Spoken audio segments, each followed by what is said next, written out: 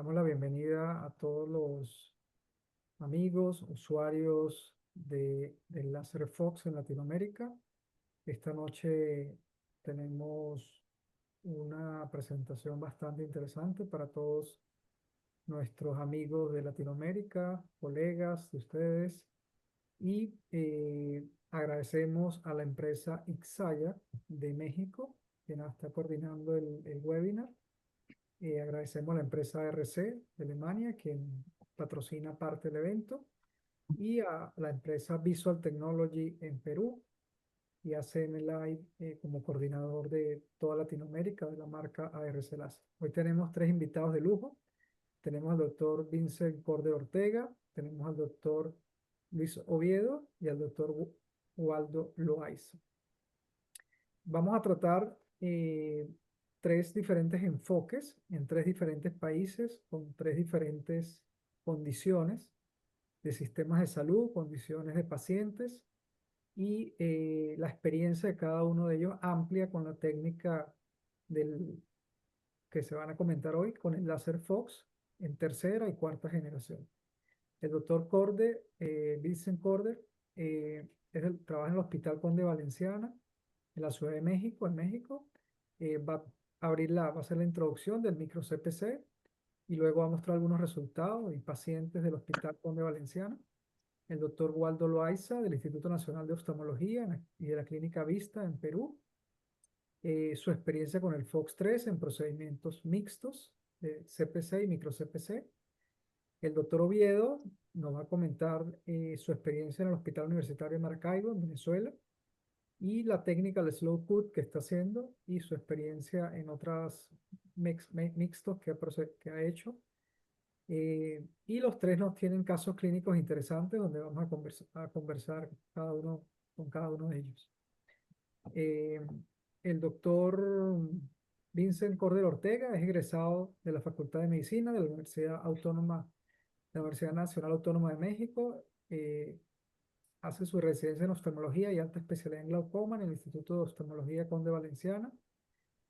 Ex jefe de servicio y actualmente asesor del Departamento de Glaucoma del Instituto de Oftalmología Conde Valenciana. Expresidente del Colegio Mexicano de Glaucoma. Profesor del curso de posgrado de la especialidad por la UNAM. Miembro de diferentes sociedades y asociaciones nacionales e internacionales en oftalmología. Bueno, una gran experiencia acá con el doctor Corder esta noche. El doctor Waldo Loaiza Gamboa, agradeciendo su participación por su gran experiencia también en tratamiento de glaucoma. Médico oftalmólogo, especialista en glaucoma, retina y vitrio. Jefe de servicio de glaucoma del Instituto Nacional de Oftalmología del Perú, del INO. Director médico de la Clínica Vista y actual presidente de la Sociedad Peruana de Glaucoma. El doctor Luis Oviedo, médico oftalmólogo de la Universidad del Zulia en Venezuela, fellowship en glaucoma y segmento anterior en IDEO, coordinador del servicio de glaucoma del Hospital Universitario de Maracaibo, docente del programa de posgrado de oftalmología del Hospital Universitario de Maracaibo, coordinador de posgrado de glaucoma de la Universidad del Zulia y de IDEO, miembro de la Junta Directiva de la Sociedad Venezolana de Oftalmología y el Grupo Venezolano de Glaucoma. Bueno, le damos las gracias a todos. Doctor Corder, doctor Loaiza, doctor Oviedo, muchísimas gracias por compartir sus conocimientos y le damos la bienvenida al doctor Corder, que va a coordinar el webinar. Muchas gracias, doctor.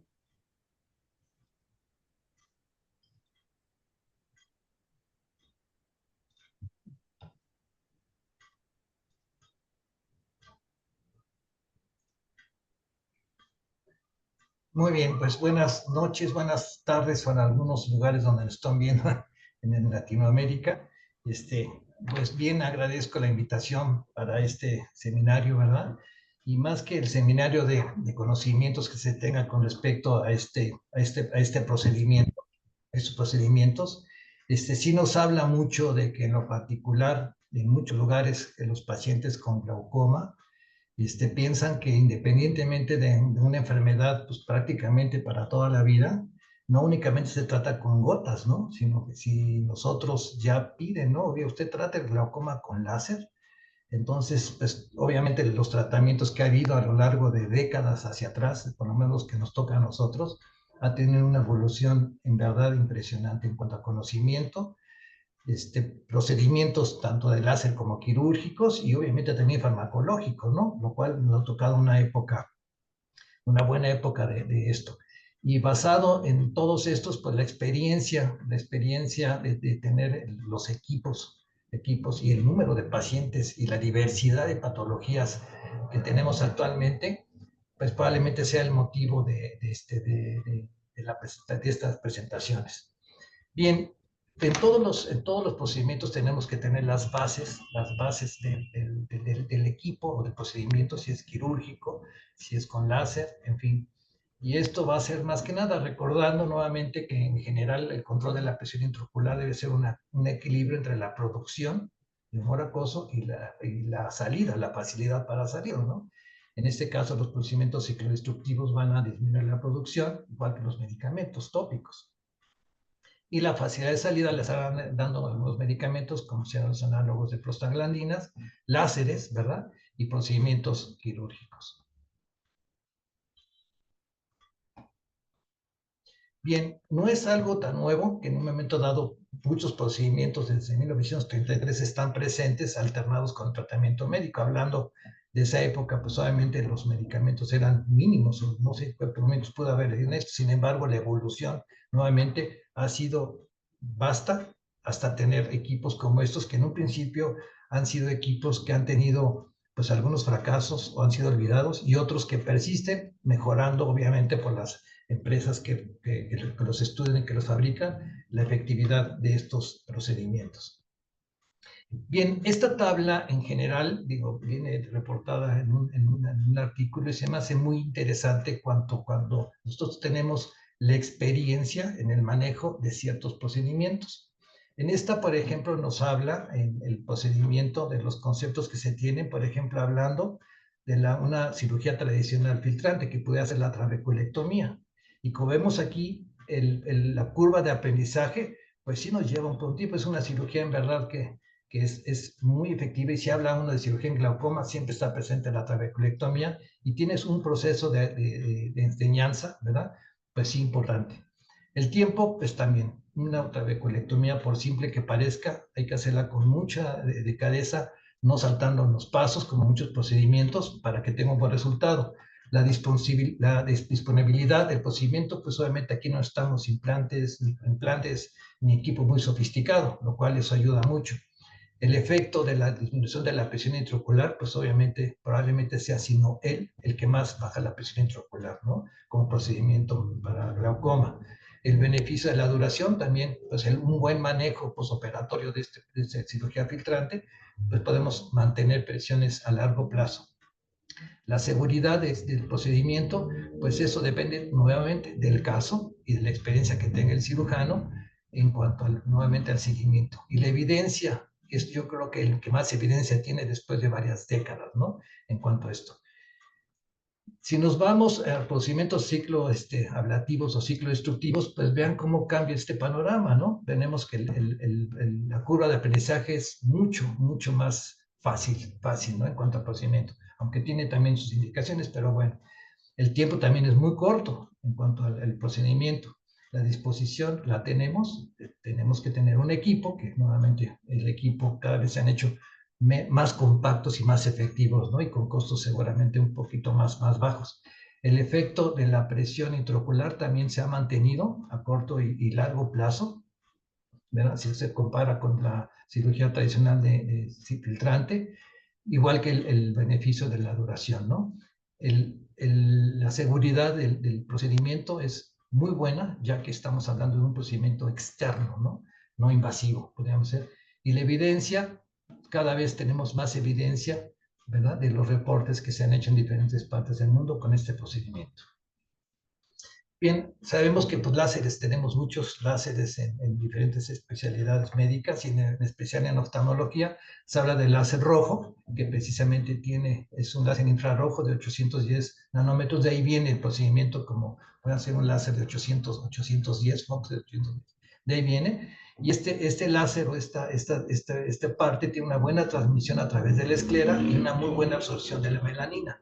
lo cual hace una destrucción que puede ser selectiva, no agresiva del epitelio pigmentario del cuerpo ciliar y que traerá como consecuencia pues, la disminución de la producción del humor acuoso.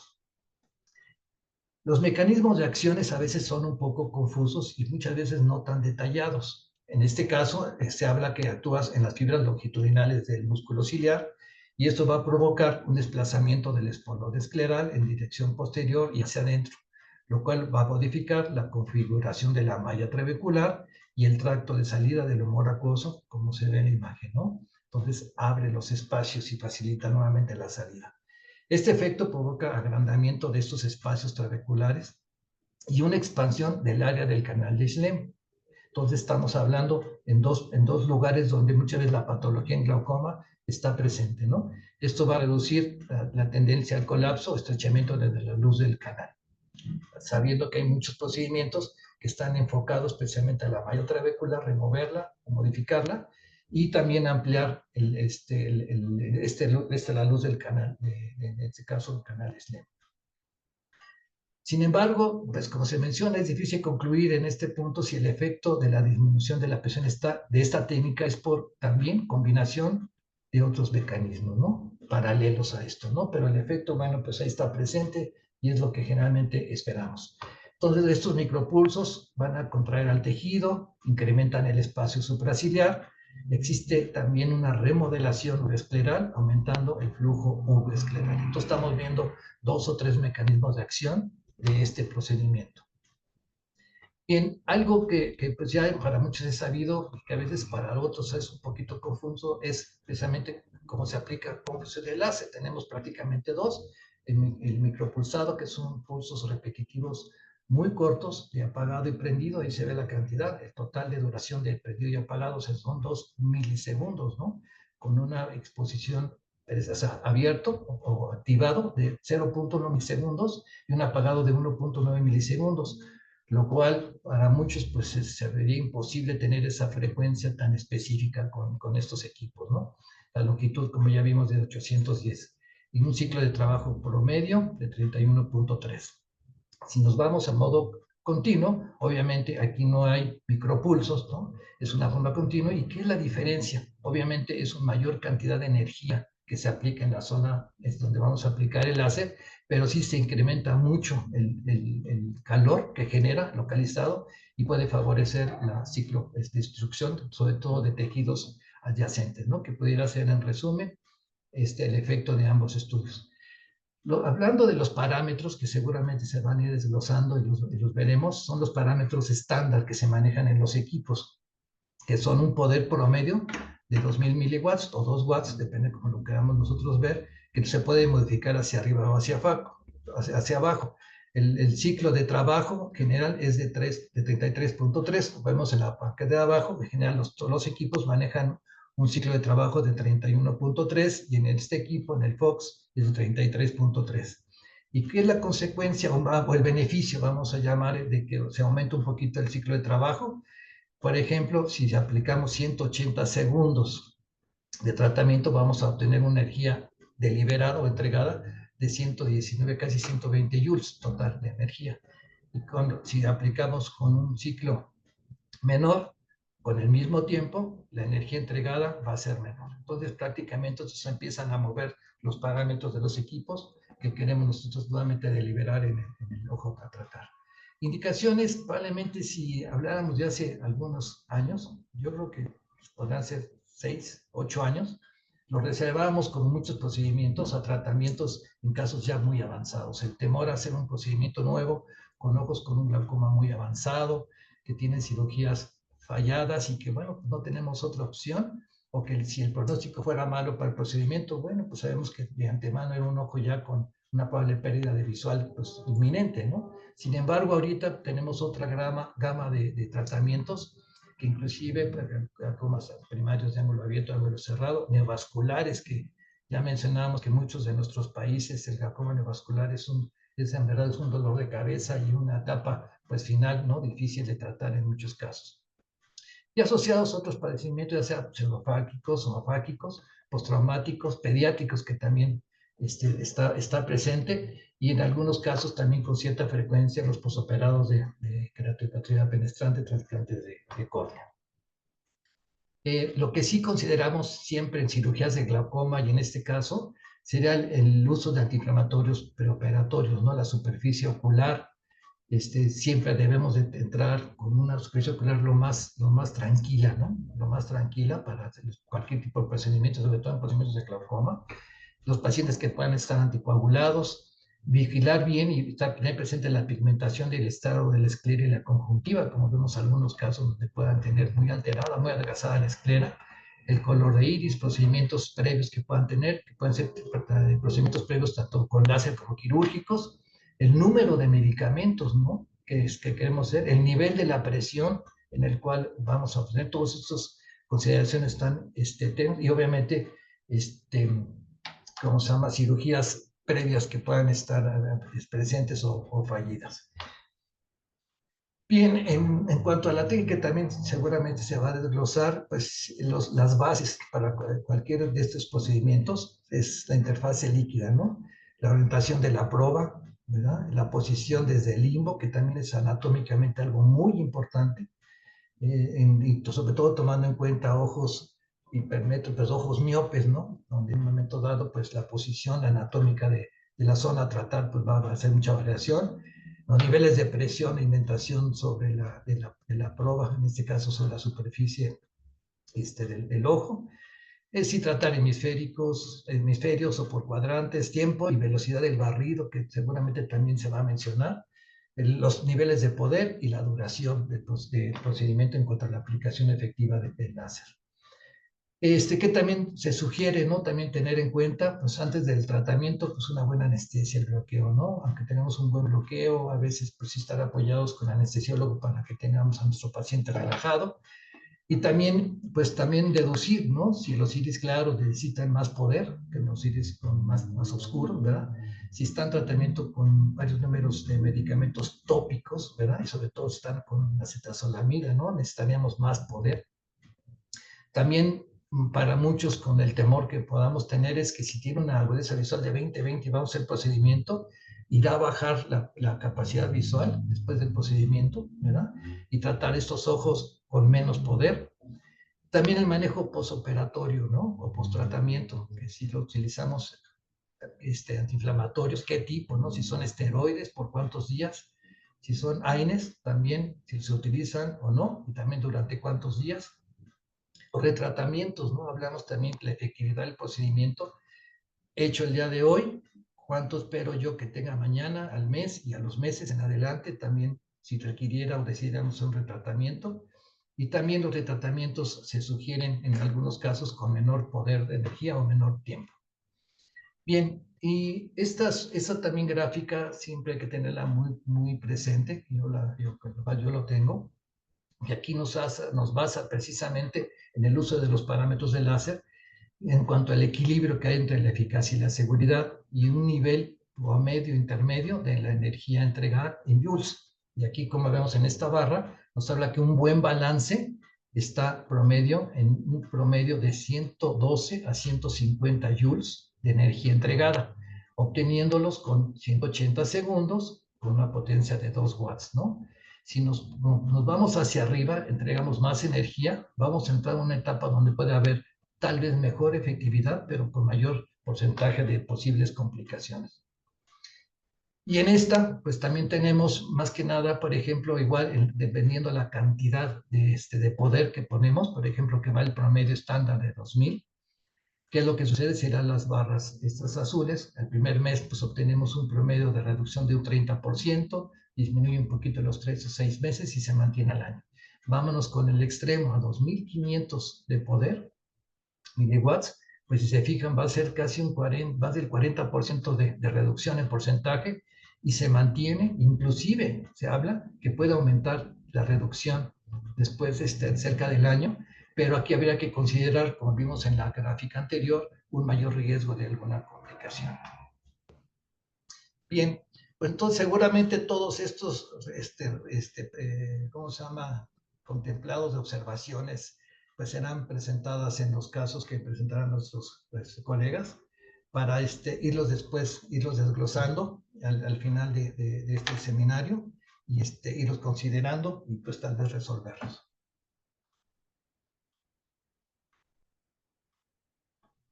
Bien. Damos la palabra a continuación, entonces, al doctor Loaiza para presentación de su tema. Sí, por favor, tengo mi pantalla. Quiero confirmar si tengo mi pantalla. Sí, sí, doctor, está perfecto. Listo. Muy buenas noches, amigos de México, Venezuela, de Latinoamérica.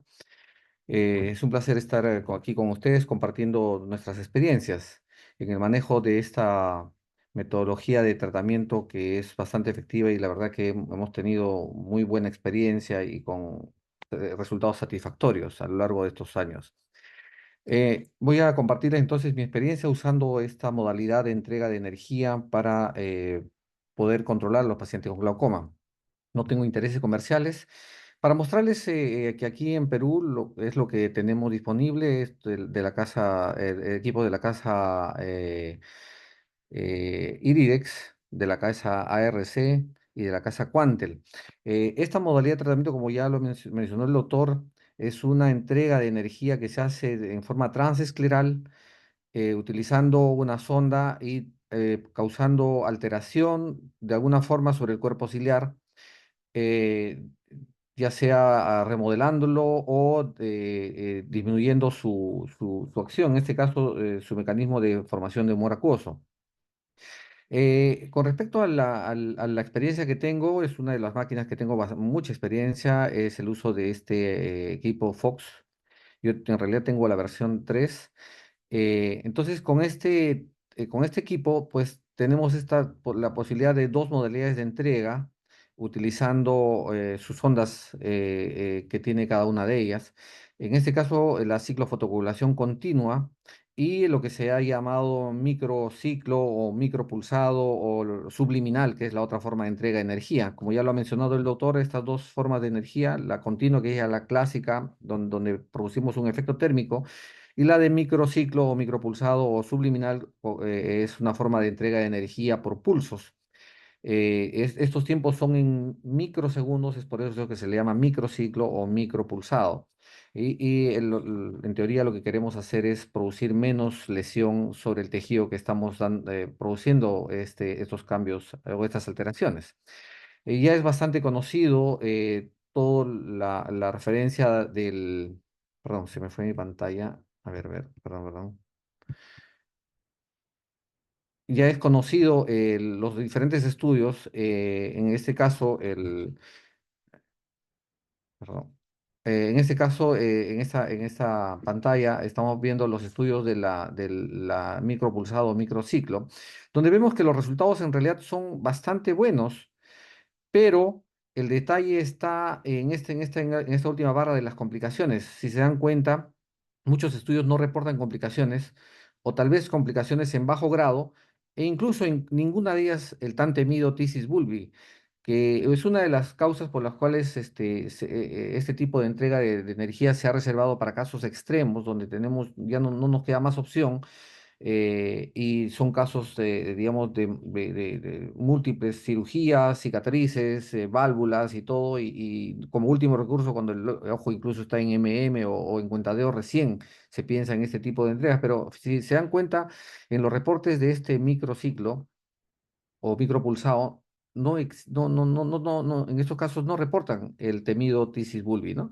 En cambio, en los reportes de láser de entrega en forma continua, vemos que aquí en esta barra están las presiones previas y las presiones posteriores al tratamiento, y vemos que es bastante efectivo. Tan efectivo que a veces da miedo, ¿no? Porque una bajada tan importante de la presión intraocular, uno puede pensar que me va a bajar demasiado, por ejemplo, la presión, y hay riesgo de tisis bulbi. Y es así como se ha demostrado en esos casos que sí existe ese riesgo, ¿no? En este estudio donde está comparando, en este estudio de Aquino y el doctor Barton, donde comparan estas dos técnicas, por ejemplo, Las dos tienen bastante efectividad, pero en la tasa de complicaciones, la entrega de microciclo, son en valores menores con respecto a las complicaciones que sí existen en la entrega de láser en forma continua. Y en esta última, por ejemplo, hasta un 4% de tisis bulbi. En este otro estudio de Williams también se ve que la efectividad del láser continuo es bueno, pero como ustedes ven, el porcentaje de complicaciones es mayor, y también la presencia de del tantemiotisis bulbi, ¿no? Entonces, es simplemente un cuadro comparativo. Finalmente, miren, el número de complicaciones en el primer caso, donde el láser es en pulsos o micropulsos, es de 88% sin complicaciones versus 40, menos de la mitad de los pacientes sin complicaciones en cuanto la entrega es en forma continua. Y en esta barra, la presencia de este paciente con tisis bulbi o bajas de visión, de agudeza visual importante. Entonces, en el panorama que nosotros ofrecemos a los pacientes, dependiendo de la severidad del glaucoma, si se le va a ofrecer un método quirúrgico, tenemos que en los glaucomas moderados a severos, la trabeculectomía, dispositivos de drenaje, y es aquí donde se sitúa esta entrega de láser continuo. En leves a moderados, los stents, el GAT, el CAJUC, el traboctom, el iStent. Y en los leves es donde se sitúa la entrega de láser en micropulsos, porque sabemos que es un glaucoma leve, no queremos bajarlo tanto la presión y queremos conservar la agudeza visual y tener menos riesgo de complicaciones. Entonces, en ese sentido, este, bueno, como ya indicó el doctor también, las indicaciones son múltiples, entran casi todos los tipos de glaucoma. En realidad no hay contraindicaciones absolutas, tal vez podemos llamarle precauciones o contraindicaciones relativas, incluso en glaucomas neovasculares, como lo va a presentar uno de sus casos, el doctor Oviedo, por ejemplo. En los casos uveíticos también, ¿no? No es una contraindicación absoluta, es una contraindicación relativa. Cuando estos uveíticos están controlados, se puede entregar este tipo de energía para controlar el glaucoma. Paciente con enfermedad de superficie ocular, que en teoría podría dañar los stem cells, las conjuntivas muy adelgazadas también, por ejemplo, y los pacientes con riesgo de edema macular cistoideo. Entonces, la propuesta era, al tener estas dos opciones de tratamiento, ¿por qué no utilizar esta técnica que hemos denominado ciclo mix, ¿no? Un hemisferio con micropulsado y el otro hemisferio con entrega continua. Tuvimos en nuestra experiencia, para este reporte, la mayoría de ellos, pacientes con glaucoma primario ángulo abierto, también secundarios a pseudoflexión y secundarios, en este caso, aceite de silicona, que a propósito, dicho sea de paso, es uno de los que tienen mejores resultados. También glaucoma congénito, glaucoma primario ángulo estrecho tuvimos. Entonces, la propuesta era esta, que en la parte superior se entregaba el microciclo y en la parte inferior la entrega de láser en forma continua, respetando siempre el horario de los 15 grados en nasal y temporal. Entonces, estos fueron nuestros resultados en las dos barras, en las presiones antes y después, con muy buenos resultados, como ustedes ven, salvo un caso donde el paciente terminó con buena presión, pero con MM por un hemovitrio, que se resolvió al tiempo, ¿no? La evolución de nuestras presiones intraoculares de promedio de 20 a 14 finalmente, e incluso con el uso de las gotas al inicio de 2,7 y finalmente con 1,2. Imagínense, ¿no? La combinación entonces de este micropulsado y la ciclofotocoagulación continua es eficaz para el tratamiento del glaucoma refractario. No hay protocolo de tratamiento óptimo estandarizado, entonces esto va a depender, en realidad, cada persona, cada uno de nosotros tiene la experiencia de usar esta energía con su población. Esto va a depender mucho de la etnia, ¿no? Del tipo de personas, de la raza, de las personas que estamos tratando.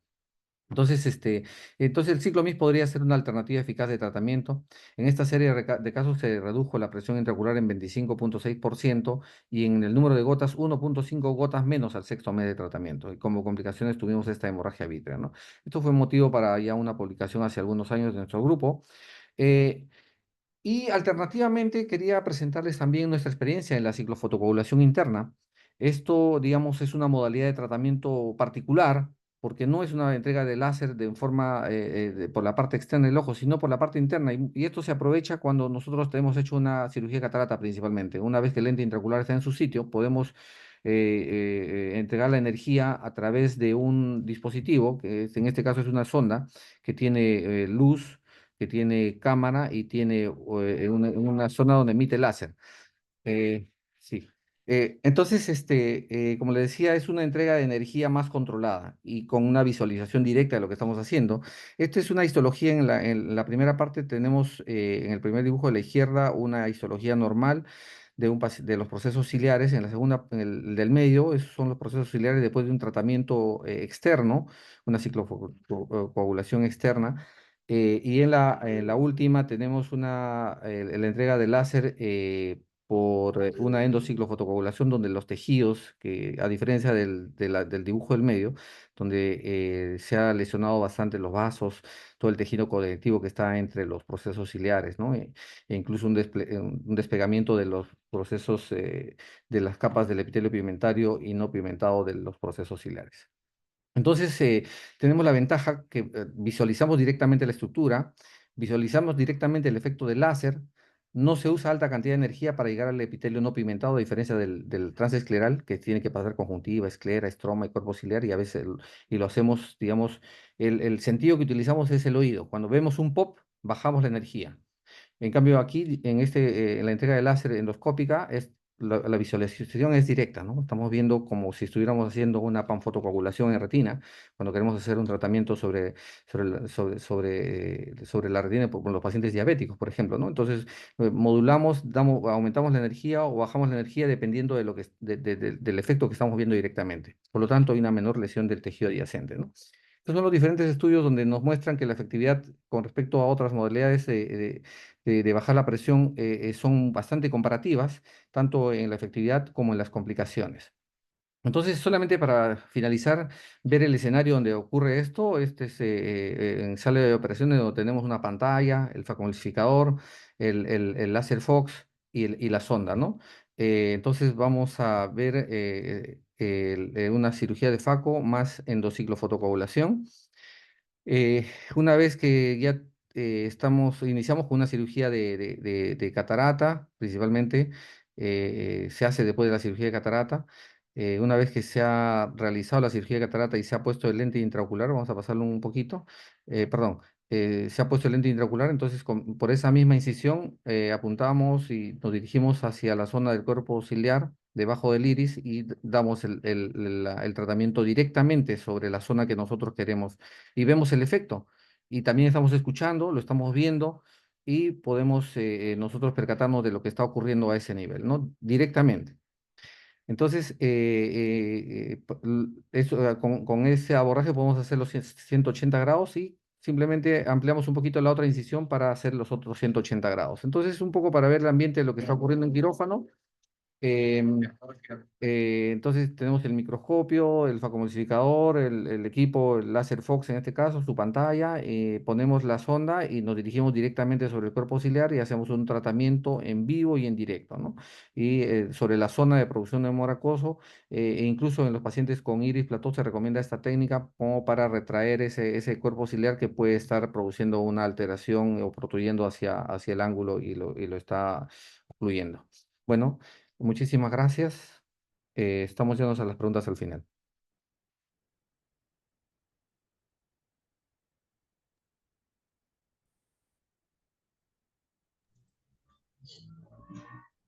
Bien, bueno, pues continúa la segunda presentación del doctor Luis Oviedo. Adelante, doctor. Hola, buenas noches. Muchas gracias por la invitación y muchos saludos a los amigos y a los doctores y colegas de México, Perú y Venezuela que nos están viendo. Y hoy vamos a ir un poquito más allá. Voy a compartir mi presentación.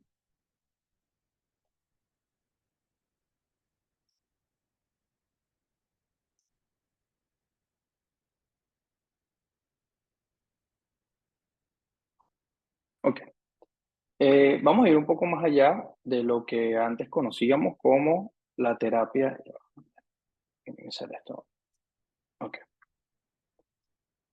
Eh, Vamos a ir un poquito más allá de lo que conocíamos antes, de lo que es la terapia de micropulso, de micro-CPC. Hoy yo les voy a hablar sobre la técnica de Slow Cook y el tratamiento mixto, al igual que el doctor Loaiza, ¿ok? Porque de esto se trata. Se trata de hablar de la utilidad de este láser o de las distintas técnicas que se están desarrollando para Bueno, tratar el glaucoma. Y yo creo que todos los especialistas en glaucoma tenemos que ser algo así como este personaje que muchos conocen, que es Iron Man, que donde usamos el SLT, usamos los medicamentos, usamos el micropulso, usamos técnicas mínimamente invasivas como el KDV, usamos eh, mix como son el Einstein, el Pressure Flow, incluso seguimos usando más medicamentos para tratar a los pacientes con glaucoma, hacemos cirugía filtrante, PNP, trabeculectomía y muchas veces de último incluso las técnicas de slow cook o ciclodestrucción y los tubos para tratar esta enfermedad. Entonces, hoy en día el especialista en glaucoma tiene que tener muchas herramientas para poder batallar con esta enfermedad que hasta los momentos no tiene ninguna cura. Y como una de las alternativas que tenemos en el mercado de la gente o de la mano de la gente de ARC Láser, estos dos equipos que son el Láser Fox 4 y el Láser Fox 3, que nos permiten dentro de ese esquema tan amplio en la cirugía del glaucoma, usar varias técnicas para tratar a los pacientes. Dentro de estas tenemos el micro-CPC, el ciclo de destrucción, el tratamiento mixto, como comentaba el doctor Loaiza, y hoy en día uno que ha agarrado mucho en boga, que es el tratamiento del slow cook. En este caso, mi experiencia es en el tratamiento de doble arco. Como sabemos, un equipo que trabaja con una longitud de onda de 810 nanómetros, ¿ok? Y cuenta con dos sondas, como podemos ver aquí, esta es la sonda de mi preferencia tanto para el tratamiento ciclodestructivo como para el tratamiento de slow cook, que es la CicloPro, que es la que termina en 25S, y en este caso con el láser Fox, como pueden ver aquí, cómo se ve la nueva interfaz, ¿ok? Generalmente estos son los parámetros que nosotros utilizamos, que es 2 watts de poder por 2 segundos y vamos haciendo esta técnica donde vamos haciendo puntos, spots y escuchando el famoso pop.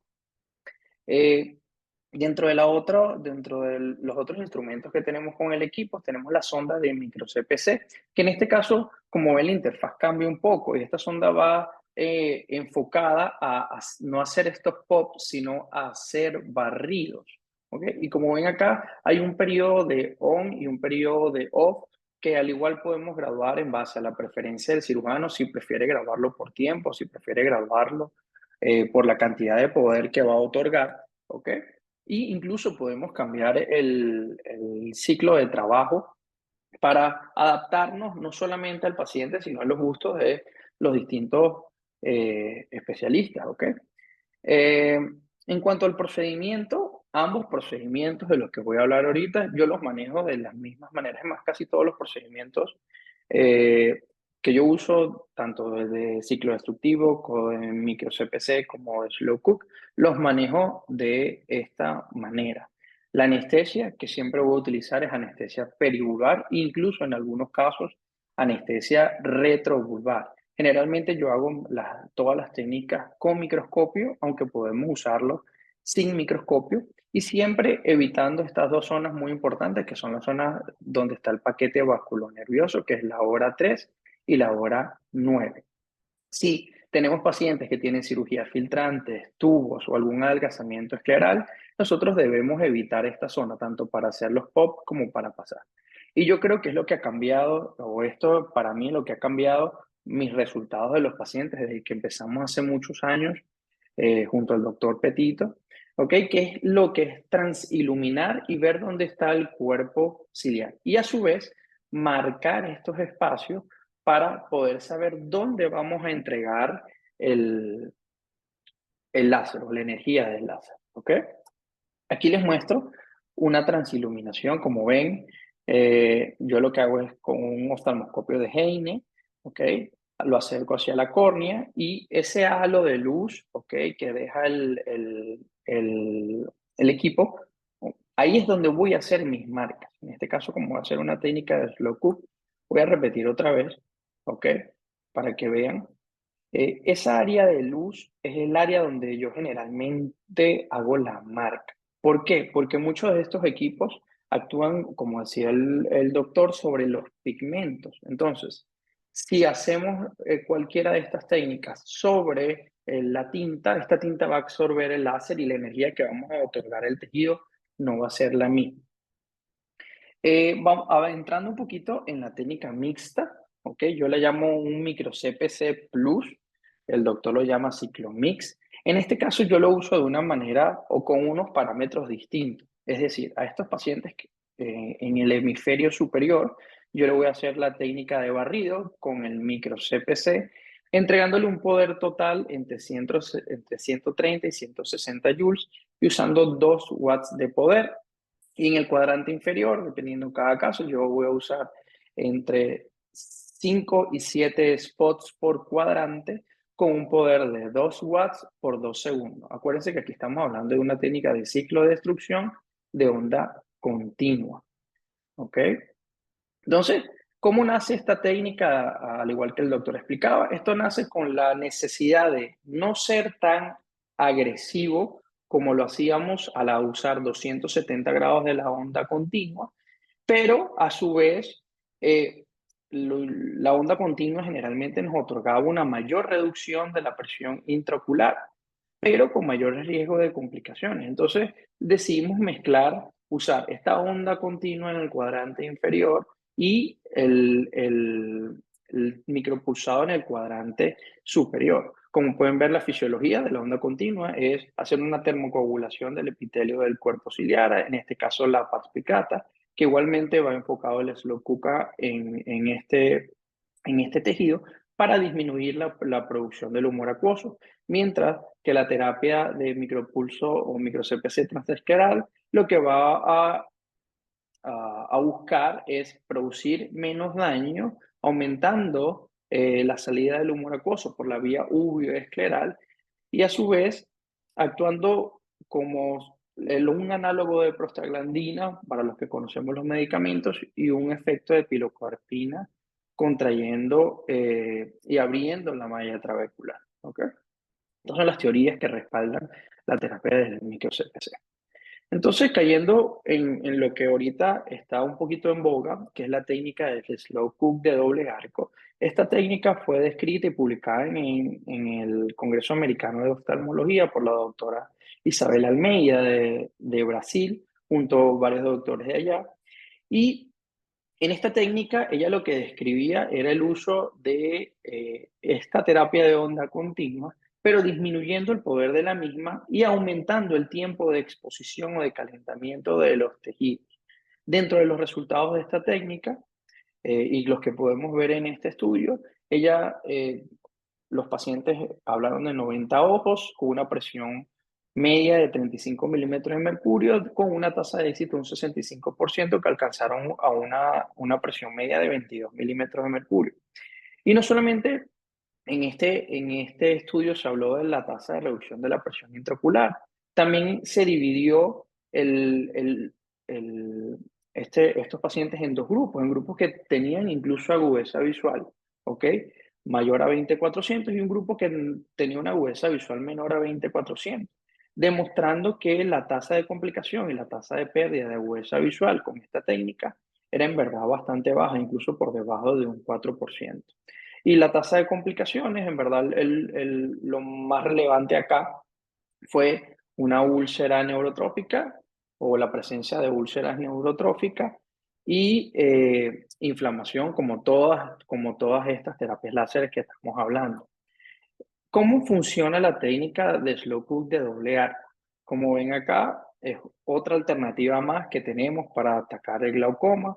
Nos da un buen perfil de seguridad, nos permite manteniendo una alta eficacia, nos permite disminuir el poder que le estamos otorgando a los tejidos y con ende disminuir las complicaciones. Como les comentaba, vamos a aumentar el tiempo de exposición. Como pueden ver en la imagen que está aquí a mano derecha, disminuimos de 2 watts, como la técnica continua, a 1.4 y la exposición de 2 segundos la pasamos a 4 segundos. ¿Cuál es una de las ventajas de estas técnicas? Que al trabajar en la sombra, es decir, directamente en el cuerpo ciliar y un poco más alejado del limbo, podemos disminuir todas esas complicaciones que están relacionadas a discoria, a inflamación, a úlceras neurotróficas y aparte nos da una cobertura más homogénea a nivel del cuerpo ciliar. ¿Okay? Como pueden ver acá, les vuelvo a repetir los parámetros de 1 a 1.5 watts. Yo generalmente empiezo con 1.4 watts, ¿ok? Y si escucho el pop cuando hago el primer disparo, o si en alguno de los disparos escucho el pop, yo disminuyo cada vez 0.1. Es decir, si hago 1.4, escucho el pop, disminuyo a 1.3. Como ven en la imagen que está aquí a mano derecha, es un esquema donde está la sombra que deja la transiluminación y vamos a hacer 7 puntos. Y por encima de esto, ese va a ser el primer arco en el hemisferio superior, y por encima de esto, 1.5 milímetros de esto, vamos a hacer 7 spots más. Esto lo vamos a hacer tanto en el cuadrante superior como el cuadrante inferior, teniendo un total de 28 spots. ¿Ok? Aquí pueden ver la técnica. Ya este es el ojo que ya habían visto previamente, que ya está marcado. Y con la sonda de ciclo destructivo, yo voy marcando mi primer arco en el cuadrante superior. ¿Ok? Simplemente es dejar, apretar bien o presionar bien la esclera. ¿Ok?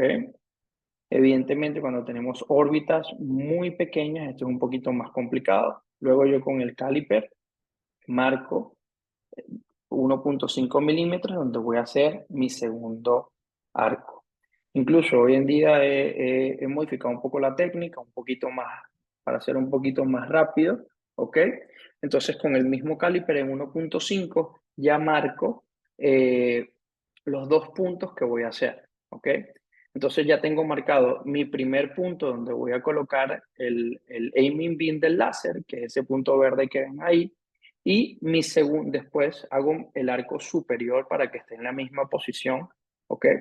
Que está a 1.5 milímetros de, como ven acá, yo vuelvo a marcar como está descrita la técnica clásica, y en la segunda marca es que hago los distintos spots. En este caso, como les comentaba y les repito, 7 spots en cada arco. Entonces, ¿en qué pacientes podemos utilizar cualquiera de estas técnicas, tanto el slow cook como el tratamiento mixto? Yo lo referiría en pacientes que tienen pacientes con pobre control de la presión intraoculares, que en verdad no son candidatos para una cirugía incisional o simplemente no lo desean, incluso hasta por miedo, porque todos los pacientes que hoy en día buscan en internet alguna cirugía de glaucoma, estoy seguro que a más de uno le pasa, dicen que la cirugía de glaucoma es igual a ceguera. Entonces muchos llegan con miedo cuando les hablamos de cirugía.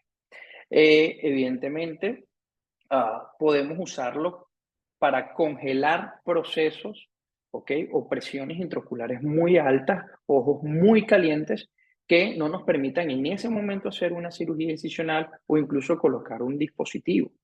Esto fue descrito incluso el año pasado en la Academia Americana de Oftalmología en cómo usar estas terapias láser, igual que los medicamentos, como puentes entre procedimientos, ya que la tasa de complicaciones es bastante baja.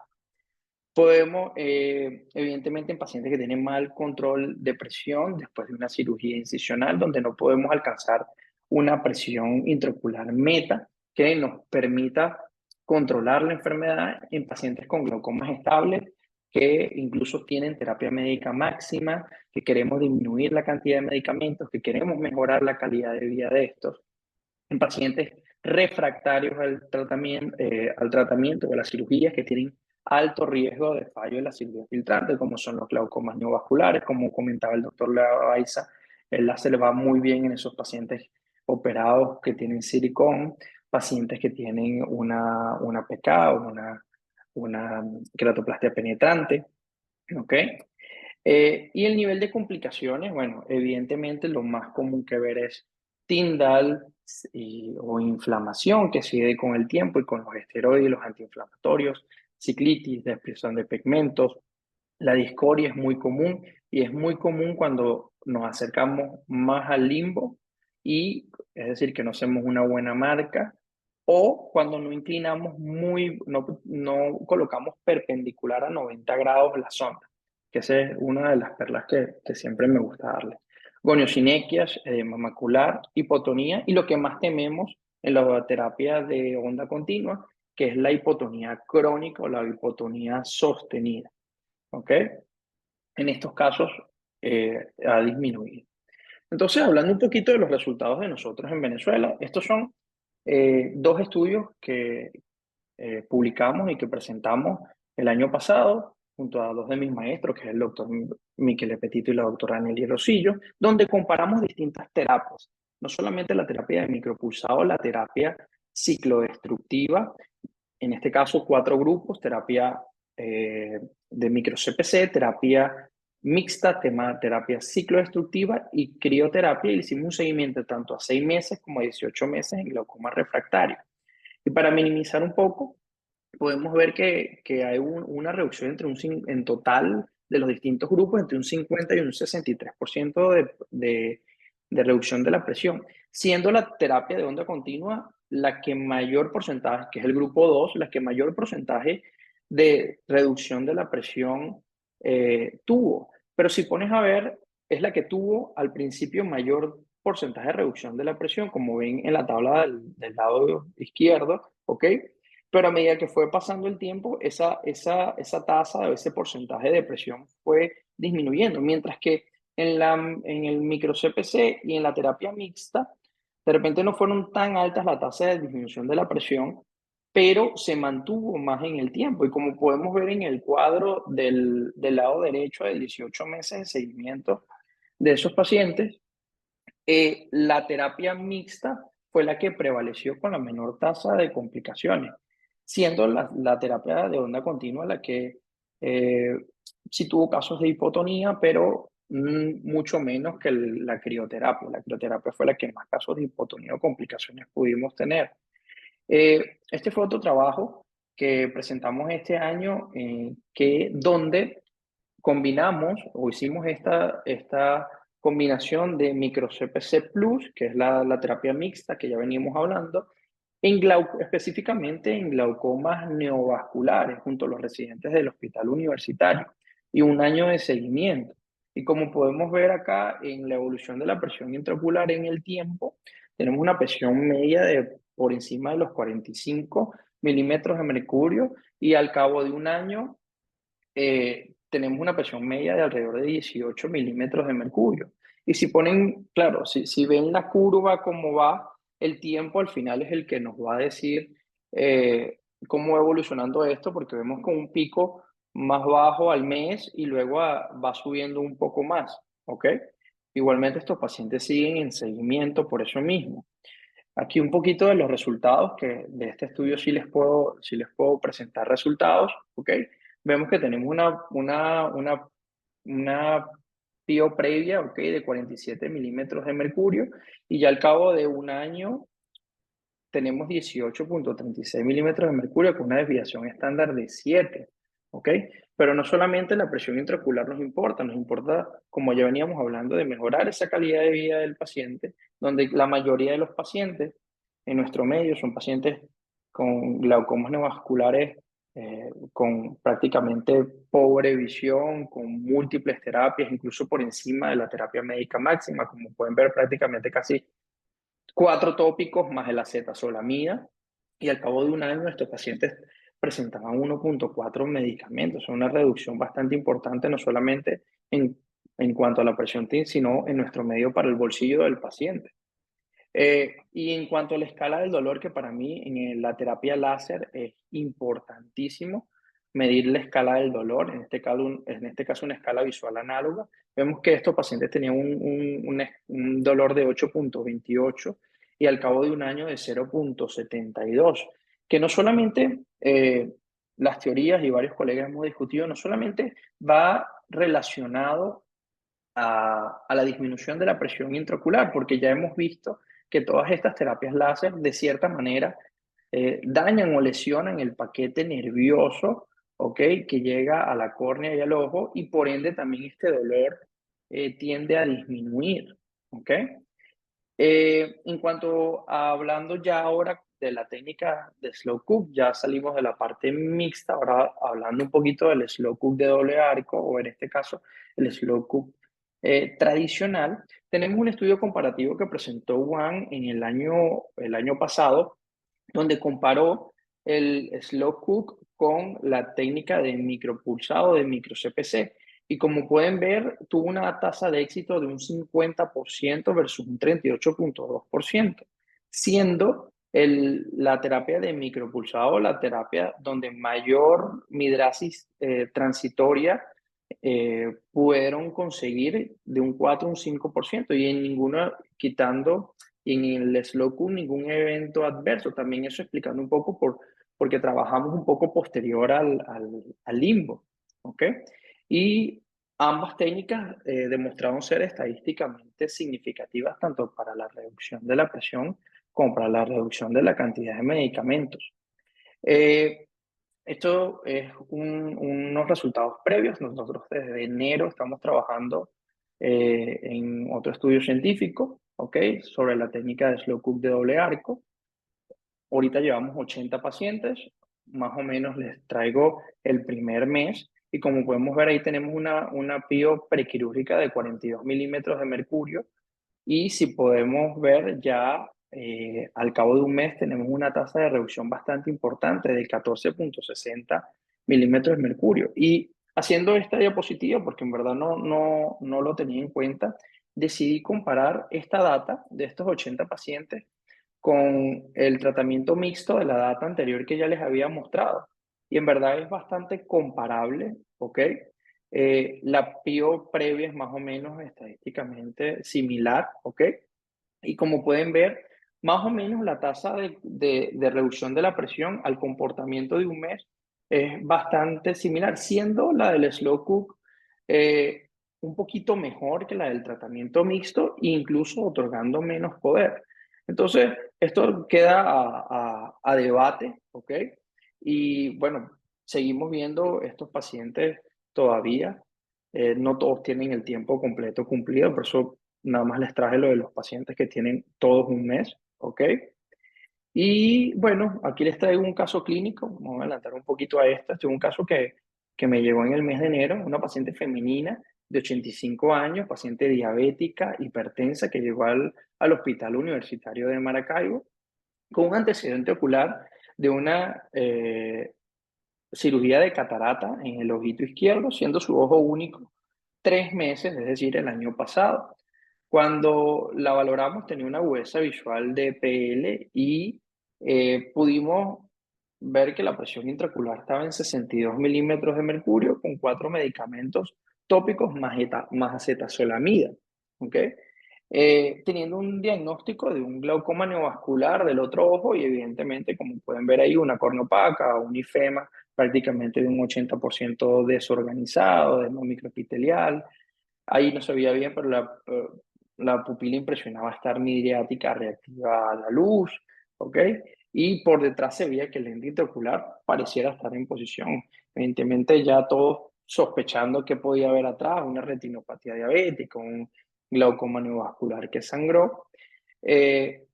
Como les comentaba, este ojo caliente, le hicimos una terapia de slow cook en la emergencia de nuestro hospital.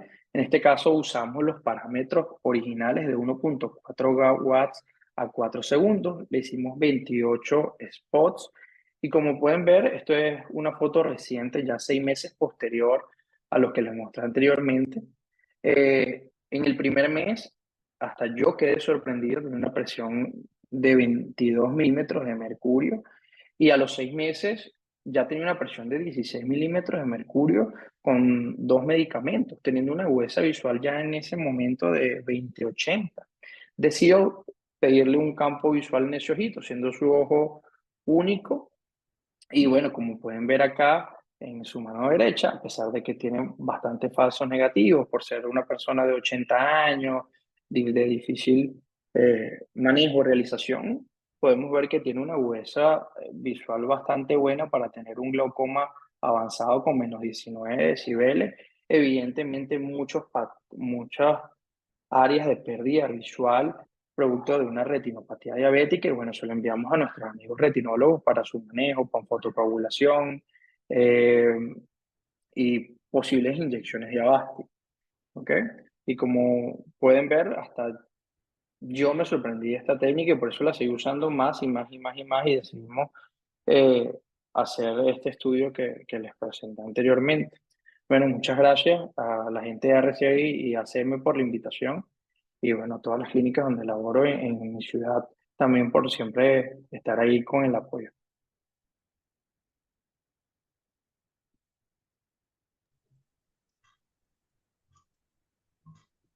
Bueno, bueno, pues muy bien. No cabe duda que esta técnica que al principio, como nosotros, bueno, puse en la primera exposición, que simplifica una técnica pues externa, ¿no?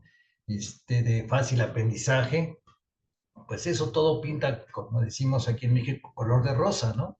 Sin embargo, ya vimos la gran variedad muchos años después de la experiencia que se tiene con los mismos equipos de hacer procedimientos combinados como los que se les hizo ahorita, ¿no? Hablando de la ciclocrioterapia, ¿no? Que para muchos es prácticamente era el final del final, ¿no? Darle la puntilla al toro, ¿no? Para ya totalmente quitar el dolor, más que disminuir la presión intraocular, obviamente, y quitar sobre todo el dolor, se ocupaba para procedimientos que pudo haber sido este último caso que se presentó, ¿no? Sin embargo, ya vemos la buena evolución. Bueno, regresando nuevamente a la variabilidad que podemos hacer nosotros con estos equipos, he hecho ahorita a través de esto, pues muchas observaciones, preguntas y muchas dudas, ¿no? Dudas. Aquí la cuestión, y generalmente cuando alguien de los colegas nos sugieren o nos preguntan qué sucedió con un paciente en especial o con una serie de pacientes, que aprovechando que estamos ahorita en este grupo, es la decisión, ¿no? El láser, pues obviamente el poder de disminución de la presión intraocular con estos procedimientos es mucho mayor que un SLT, un láser selectivo, ¿no? Obviamente no tiene nada que ver, son procedimientos diferentes en cierta forma y con el SLT, pues la disminución de las presiones van a ser mucho menores, tanto en milímetros de mercurio como en porcentaje de reducción. Y el efecto, obviamente, del láser pues, es totalmente diferente. Aquí, no es una receta de cocina, ¿no? Donde agréguele tantos gramos de tal, ¿cómo se llama? Ingrediente, ¿no? Pero lo que sí dicen los niveles de presión intraocular. Esta pregunta, digo, también para la experiencia del doctor Loaiza. Dicen, tengo un paciente con un promedio de 20 milímetros de mercurio, está con 3 medicamentos, un daño moderado avanzado, excavaciones de un 70-80%, pero veo que está progresando. Aquí la decisión sería, le hago el láser, ¿no? Podría ser una indicación, aunque también por otro le dijeron, bueno, pues tenemos la opción de hacerle SLT, ¿no? El láser selectivo para disminuir. Yo en lo particular le diría, bueno, es que el SLT efectivamente es una opción en ángulos abiertos, pero aquí la disminución no va a ser suficiente, ¿no? No tanto en un momento dado para la reducción de los 2 o 3 medicamentos tópicos que tiene, sino los niveles de presión que debe de tener ese paciente con un daño ya moderado avanzado para acercarnos, como les digo muchas veces, que estén las presiones cerca de 10 y no estén cerca de 20 milímetros de mercurio, ¿no? Entonces, la pregunta y la observación sería, este caso, por ejemplo, 3 medicamentos, presiones de 18, 20, que sabemos que muchas veces la posibilidad de que estas presiones se eleven durante la noche, esos picos de presión que muchas veces en un gran porcentaje de los pacientes se presentan, estaría indicado. Ahora, de las 3, vamos a llamar las 3 técnicas. La más convencional, no tanto la más sencilla, sino la tradicional, que es el tratamiento con el micropulsado, o hacerle ya de momento, en este caso, hacerle el procedimiento combinado. ¿Qué opinarían en este caso?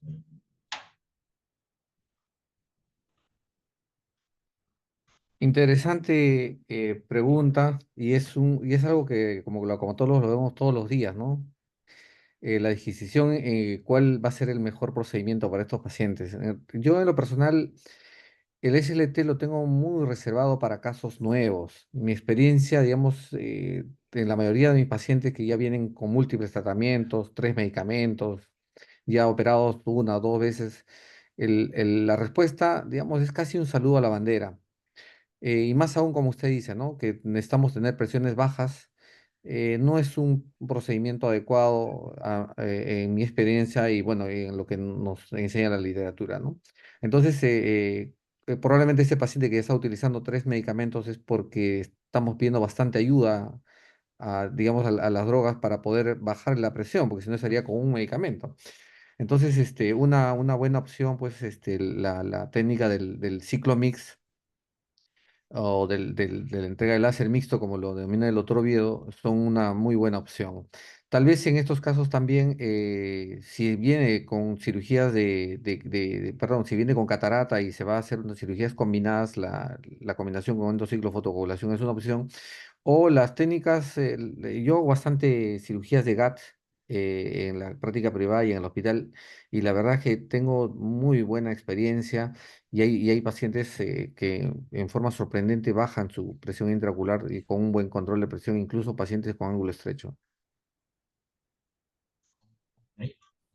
Bien, y la otra, nuevamente, ¿no? Basados en lo que mencionábamos, los parámetros, la variabilidad de los parámetros, ¿no? Que como mencioné al principio, es la gran duda que tuve yo en su momento y que tal vez para algunos casos sigo teniendo, especialmente los niveles, el comparativo, ¿no? Aquí ya hablamos de una técnica todavía, pues no más compleja, son más efectiva, ¿no? Pero los niveles de poder, por ejemplo, que se manejan el ciclo mix, qué porcentaje de poderes y de tiempo superior, a diferencia de no, aquí no es el tiempo, el número de aplicaciones inferior. Entonces se manejan los parámetros que se mencionan convencionales, le sube uno al superior, le baja al inferior. Ese juego de los parámetros de potencia y tiempo se modifican o basados en qué se establecen. Niveles de presión, número de medicamentos, tipo de ojo, ¿qué sería esa combinación?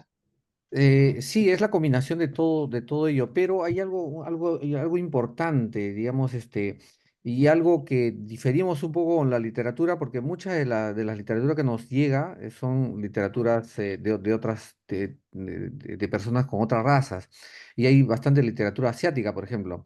Felizmente, bueno, yo también hice mi entrenamiento en México y conozco un poco cómo es la raza de México, que se parece bastante a la nuestra, ¿no?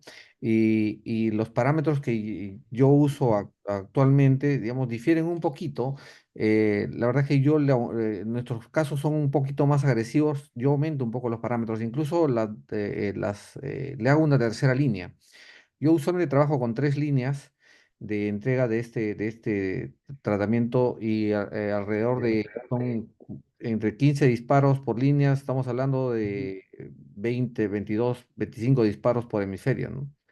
Em, También le hablaba la experiencia que tenemos aquí en Perú de pacientes venezolanos. Tenemos más de 1,5 millones de venezolanos y, la, y, tenemos la experiencia de que estos pacientes venezolanos tienen glaucomas muy agresivos.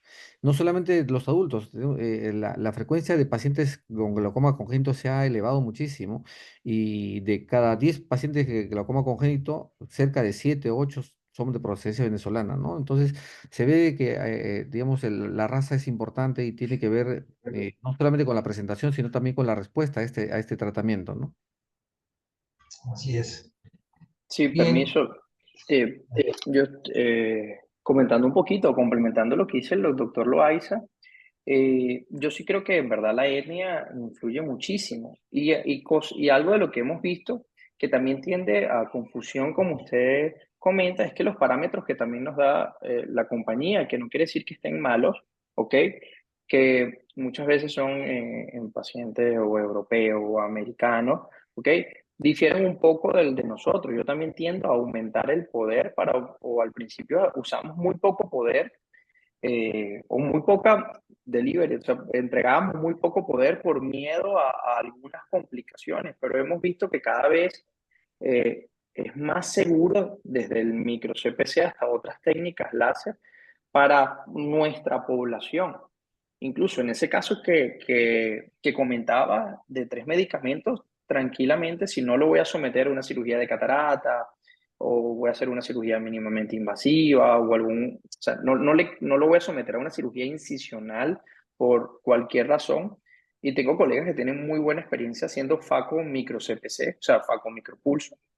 Ese paciente tranquilamente yo le haría, de repente no un ciclomix, sino para no destruir, sino, o por lo menos no destruir un cuadrante inferior, le haría un micro CPC, un micropulso, pero usaría no menos de 130 joules en total de poder, o sea, de delivery. O sea, le daría entre 130 y 160, que yo creo que es un consenso que tenemos que llegar pronto para estos láseres, más o menos una equivalencia del poder en base a la reducción de la presión que podemos obtener y a la cantidad de medicamentos que estamos utilizando.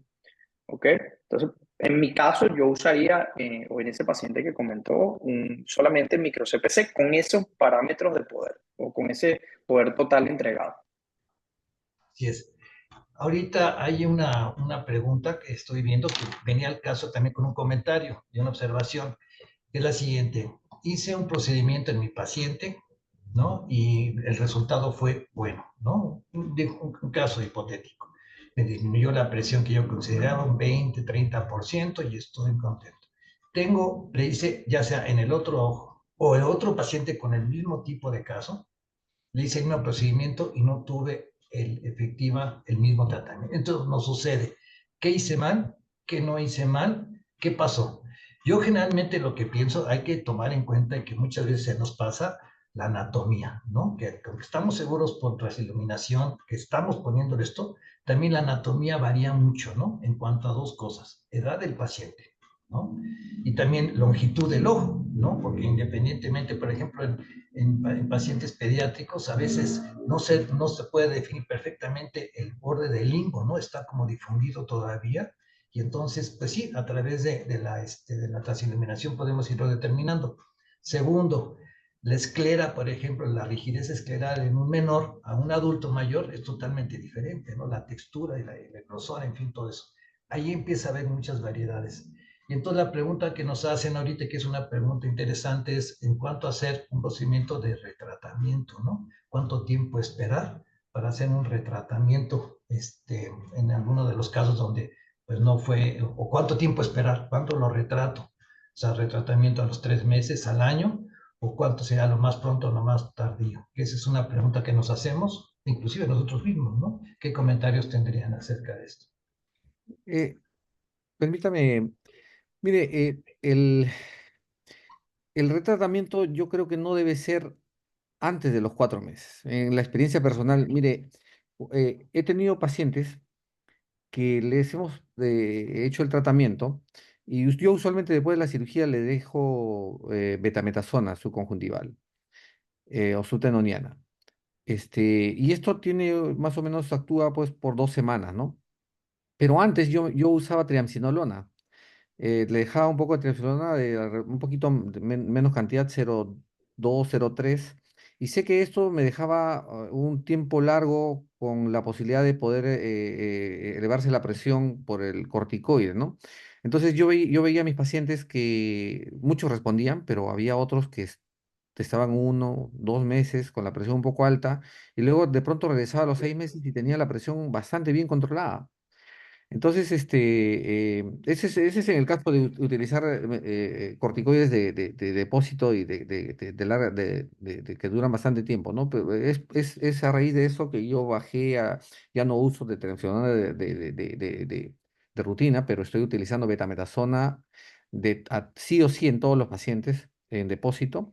Y esto hace de que, digamos, me mantenga un nivel controlado de la presión por lo menos mínimo 2 semanas. Aparte de eso, los corticoides que dejo, ¿no? Entonces, como recomendación, los retratamientos no los toco hasta los 4 meses, mientras voy luchando en aquel paciente si tiene algún problema o una subida de presión y tengo que bajarlo prontamente, no lo vuelvo a hacer ese tratamiento. En todo caso, podría pasar, por ejemplo, un implante de drenaje u otro mecanismo, ¿no?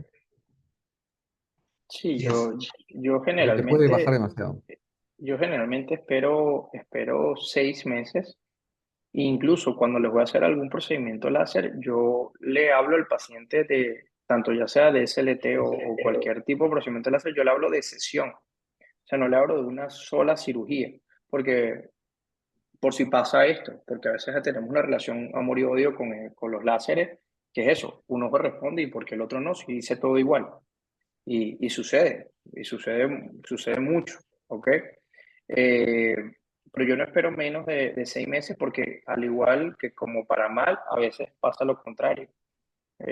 Yo no espero una reducción total de la presión, o digo, esta va a ser mi pío final antes de los 2 meses. Entre mes y medio y 2 meses yo espero, o sea, ahí es donde yo espero tener mi tope de reducción de la presión intraocular. Pero a veces te lleva sorpresas que 3 o 4 meses después el paciente la presión intraocular baja, como lo contrario, como sube. Entonces yo no hablaría de retratamiento por debajo de 6 meses, ¿no? Así es. Sí, efectivamente, aquí nuevamente no hay quien habla hasta esperarse casi más de 8 meses, ¿no? Pero según la evolución. Ahora, el tratamiento previo que vamos a hablar de este paciente que está con 3 medicamentos, ¿no? Dos supresores de moracoso, ¿no? Y un análogo, ¿correcto? Le hago el procedimiento hoy. Entonces, espero la respuesta. Obviamente que al día siguiente va a bajar la presión. Entonces, ¿qué medicamentos le suspendo? Le suspendo dos, tres, o no, o se los dejo para ver según la evolución y el resultado, se los voy disminuyendo. En lo particular, yo lo que hago es, si está con uno, dos o inclusive tres potensores, supresores de acoso, y un análogo, el que sí le suspendo es el análogo, ¿no? Por el proceso inflamatorio. Y le dejo el uno, los dos o tres, y a partir de ahí vamos viendo. Eso según, porque si ha sucedido, y ahorita en las gráficas que presentaron, yo sí he visto que la presión intraocular, sí, obviamente en los primeros días baja, ¿no? Y si se obtiene un buen resultado, yo que he tenido pacientes que inclusive a los 3 o 4 meses baja más la presión intraocular, entonces tenemos un medicamento más. Ese efecto, pues por lo menos yo he tratado de buscarlo y no podría yo entender por qué sucedió que meses después da una baja de entre un 5 y hasta un 15% de reducción en la presión, ¿no? El efecto, como vimos ahorita, pues sabemos qué es lo que estamos haciendo, pero el efecto ya tardío, pues para algunos casos para bien, ¿no? No sé si también alguna experiencia que tengan en este comportamiento de la presión con los medicamentos y posteriores al tratamiento. Tal vez yo soy un poco más agresivo con mis parámetros. La verdad es que yo, por lo menos durante la primera semana, le dejo en observación. Y más bien yo no le, yo lo que hago es pulsear para empezar las gotas según cómo va elevándose si se va elevando la presión, ¿no? Definitivamente el primero que si voy a pensar quitar es el análogo de prostaglandina.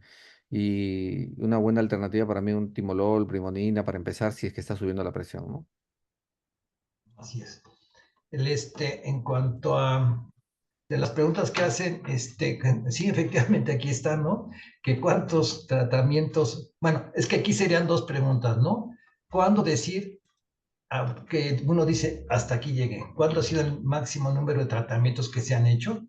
¿Hasta dos, tres o más? ¿O qué punto decir hasta aquí llegó mi procedimiento? Porque muchas veces con un procedimiento que realmente no tuvo muy poco efecto, puede decir uno, esto no funcionó, no por la técnica, sino porque este procedimiento no es esto. O hay quien puede persistir, porque he tenido colegas que me han comentado, me es que llevo 3 procedimientos en el transcurso de un año, ¿no? Y nada más no encuentro función. Bueno, pues obviamente no es para este tipo de casos este procedimiento. Vámonos al siguiente, ¿no? Entonces sería, ¿hasta cuántos números de procedimientos harían? O estarían diciendo, hasta aquí paro, ¿no? Y brincarnos. Un caso muy especial es el de los pacientes pediátricos, ¿no? En los pacientes pediátricos la experiencia es, le pones el láser, estás feliz 1, 2 meses y de pronto al tercer mes te vuelve con la misma intensidad y hasta más.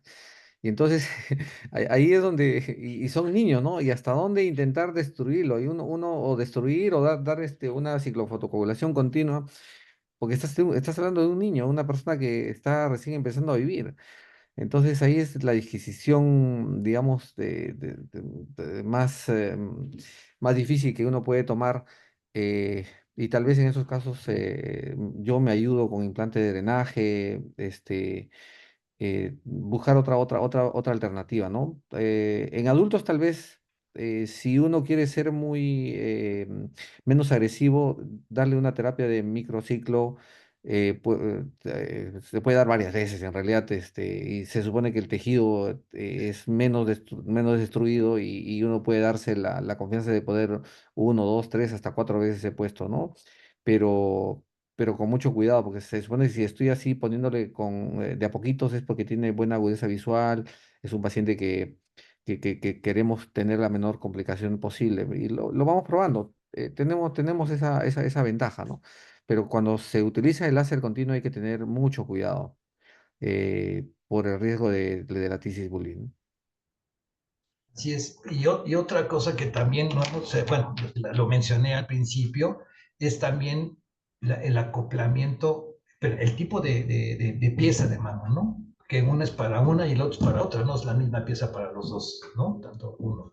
Y la otra, de veras, como decimos, la mano del cirujano, ¿no?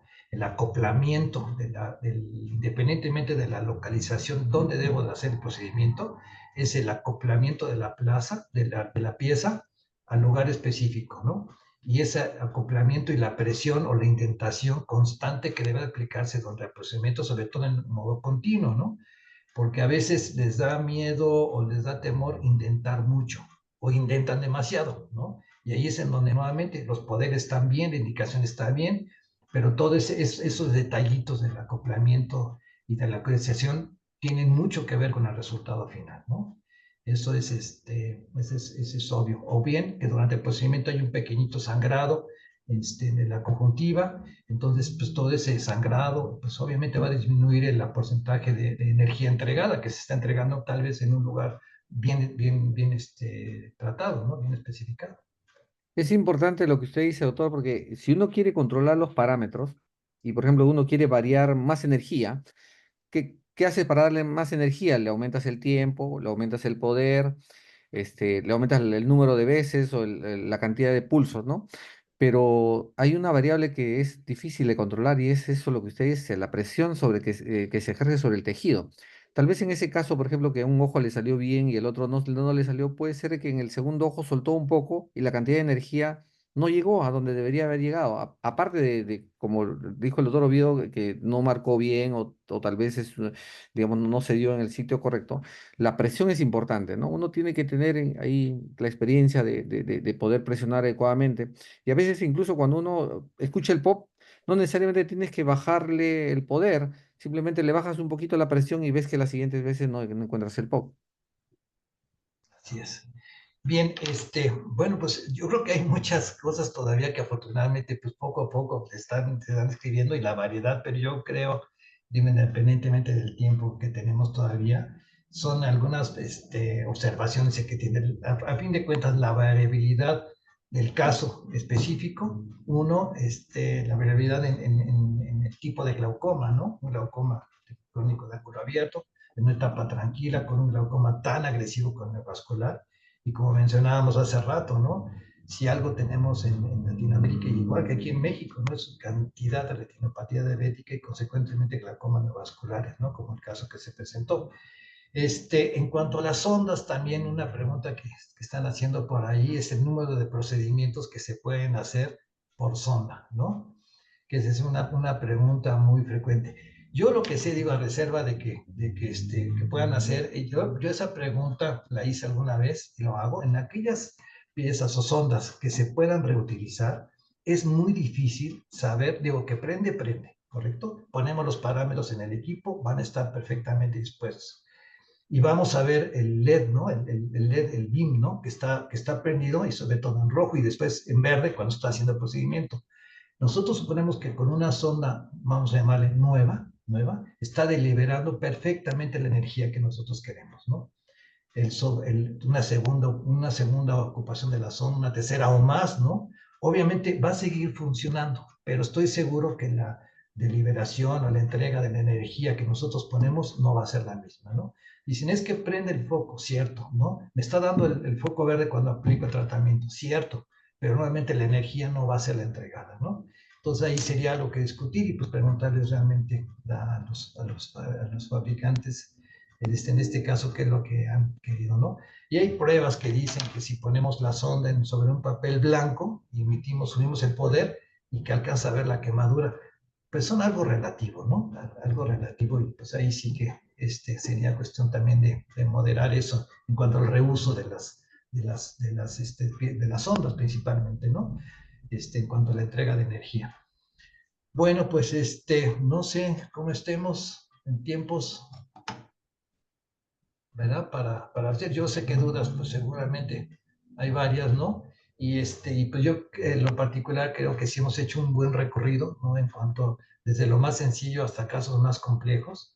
Y la experiencia que hemos tenido ya a lo largo, no de meses, sino de ya muchos años y muchos casos sobre todo, seguimos teniendo la variabilidad nuevamente de la experiencia, ¿no? Y como vimos en la gráfica, cierto, es un procedimiento sencillo, de aprendizaje muy sencillo, en fin, todo esto, pero sin embargo, la variabilidad que ha habido con los casos que presentaron perfectamente bien en cuanto a los tratamientos en lo particular y en general, espero que hayan quedado muy claros, ¿verdad? Y hacer mejor uso de estos equipos que tienen la dualidad, o sea, tienen los dos modos, simplemente pues, cambiando la modalidad y la sonda, tenemos hacer o sea, doble procedimiento con el mismo equipo, ¿correcto? Y eso pues nos habla de mucha mejoría. No sé si quieran hacer alguna otra observación, algún otro comentario.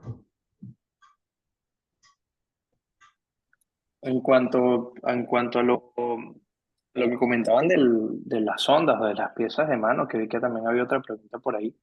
Eh, Eso es relativo a la técnica que vas a usar, ¿no? Evidentemente. Eh, una sonda nueva es una sonda nueva, o sea, evidente. Si a todos mis pacientes pudiera usarle una sonda nueva, sería lo ideal. Pero yo creo que si usamos onda continua, no más de 3 usos. No, no. Incluso, eso es algo que tú puedes verlo. Cuando tú pones la sonda bajo el microscopio nueva y ves la fibra óptica, ¿ok? Y pones la sonda después de unos cuantos usos, la ves chamuscada. Y no solamente eso, sino que eso también incrementa las complicaciones. No solamente la cantidad de poder, sino que hay casos, gracias a Dios yo no he tenido ninguno, pero he visto casos en la literatura de colegas donde la conjuntiva está quemada por la sonda, porque simplemente reutilizaron, la reesterilizaron muchas veces y el punto que tiene la sonda donde entrega el poder al tejido está roto o está quemado y terminan acumulando todo el poder ahí y quemando la conjuntiva y causando daños, quemaduras importantes en los tejidos. Entonces, no por querer hacer a veces una gracia nos sale una morisqueta. Así es, totalmente de acuerdo, ¿no? Entonces, pues bueno, las preguntas nos podíamos quedar ahorita todavía, responder muchas preguntas, ¿no? Pero yo creo que en general, hasta ahorita, en cuanto a los conceptos básicos de la técnica, de los mecanismos de acción, ¿no? Y los casos tan claros que se pusieron ahorita, pues ya nos podemos tener un poquito más de amplitud de criterio para el manejo en esos casos y las indicaciones de esta técnica con estos equipos, ¿verdad? No sé, César, adelante si quisiera pues, continuar con alguna observación, con un comentario. Bueno, de parte de fábrica, pues siempre el uso de la fibra es una sola porque es una fibra de cuarzo. Pero bueno, en Latinoamérica sabemos que lo utilizan hasta 3 veces, 4 veces. Y los resultados siguen siendo aceptables, es lo que hemos escuchado de ustedes, ¿no? En Latinoamérica. Pero pues lo ideal, como dice el doctor Oviedo, es una sola vez, pero también entendemos que hay situaciones económicas difíciles en zonas y en países donde, bueno, la única solución que tiene el paciente es esa, pues. Entonces, tenemos también que ponernos los zapatos de esa persona que va a la consulta y no tiene más opciones, pues. Entonces, yo creo que el diodo en estos últimos años, 10 12 años, ha resultado ser una herramienta muy útil desde México hasta Argentina y yo creo que los países de más prevalencia de glaucoma, pues es una herramienta muy buena. Las nuevas técnicas mixtas que ustedes hablaron hoy acá, que están utilizando en sus países respectivamente, Yo creo que están ayudando muchísimo a los pacientes. En Brasil estuve hace un mes y bueno, ahí también la misma, el mismo criterio de ustedes acá, muy unificado. Está el grupo de la doctora Isabela con el grupo del doctor Prata y otros grupos en diferentes ciudades también trabajando. Entonces, yo creo que, como decían ustedes, hay que llegar a un consenso. Nos falta todavía porque se está investigando más sobre esto, pero bueno, los invito a todos a trabajar. Estamos dispuestos a ayudarlos con Alemania, con la parte de publicaciones, si tienen trabajos a realizar, y con gusto pues los podemos dar una mano en eso con la fábrica, ¿no? Muchas gracias a ustedes, profesores, por su experiencia y por todos sus tips que nos han dado esta noche. Muchas gracias. Muchas Gracias. gracias. Muchas gracias, Hasta luego. amigos. Gracias. Bueno, entonces, doctor Corder, damos por cerrado la sesión. Todas las preguntas fueron respondidas, ¿verdad? Pues en la mayoría hay algunos un poquito más específicos, pero en general yo creo que de las preguntas que se hicieron, sí fueron respondidas. Creo que quedaron dos abiertas acá para ya terminar. En el ciclomix, ¿hay alguna razón para hacer la micro CPC arriba y la CPC abajo? Y la otra es el seguimiento por imagen spray post-tratamiento, ejemplo, VM, ha planteado como parte del protocolo, ¿no? Son dos preguntas que hicieron. Quisiera responder la primera. Sabemos que la parte superior la utilizamos de alguna forma mucho más que en la parte inferior, o sea, la conjuntiva, ¿no? Si de alguna forma queremos rescatar y hacer una trabeculectomía o poner una válvula o algo en el futuro, se utiliza la parte de arriba y es donde, digamos, tratamos de no modificar mucho la zona del tejido a ese nivel, ¿no? Más que todo por eso, pero en realidad se podría hacer, si no habría ese criterio, se podría hacer indistintamente. Ok, Sí, y opino igual que el doctor. En verdad que esa es la razón por la cual somos menos agresivos en la parte superior. Así es. gracias. Sí, Y con sí. respecto a lo del VM, sí podemos hacerle seguimiento pre y post a los pacientes. Bueno, yo personalmente no tengo VM, por lo menos en la parte hospitalaria, que sería, pero sí, sí hay casos descritos que de hacer tanto en micro CPC y eso para ver medir los espacios eh, a nivel del músculo ciliar, ¿ok? Y podemos ver cómo, por eso una de las teorías del micro-CPC es que aumenta esos espacios y a través de ahí, por la vía no convencional o por la vía escleral, disminuye la presión intraocular. Entonces, eso sí puede ser, está demostrado por VM. Así es. En lo particular, en el hospital, pues tenemos los equipos de imagen, de ultrasonidos, UVMs y todo esto. Y lo que sí es que generalmente no mandamos la solicitud nosotros, por ejemplo, el paciente que nos queremos que se le realice un VMD, ¿no? ¿De qué parte? ¿No? Porque del ángulo, ¿no? El ángulo es una cosa y la zona de la parte plana es otra. La zona, quiero ver cómo están las posiciones, la posición de los procesos ciliares, ¿no? Entonces, es como decir, hazme una radiografía. ¿De qué quieres la radiografía? Entonces, lo que hacemos nosotros es, uno, y tenemos, bueno, es un equipo de médicos especialistas en ecografía y dos de ellos pues tienen más interés o tienen más experiencia especialmente en imágenes de glaucoma. Y uno de ellos fue glaucomatólogo y ahora pues, se dedica más a la ecografía, ¿no? Que es el que le mandamos. Pero sí los acompañamos y le decimos, mira, queremos medir esto y en esta zona precisamente, ¿no? Porque las imágenes que presenté o que presentamos son imágenes muy exactas, pero no es tan fácil, ¿no? Poder ver esos cambios de estructura. Y sobre todo, si vamos a decidirlo, tenemos que tener una imagen pre y una post para que veamos realmente los cambios que hay, ¿no? Pero sí son imágenes y medidas, grosores, densidades, ¿no?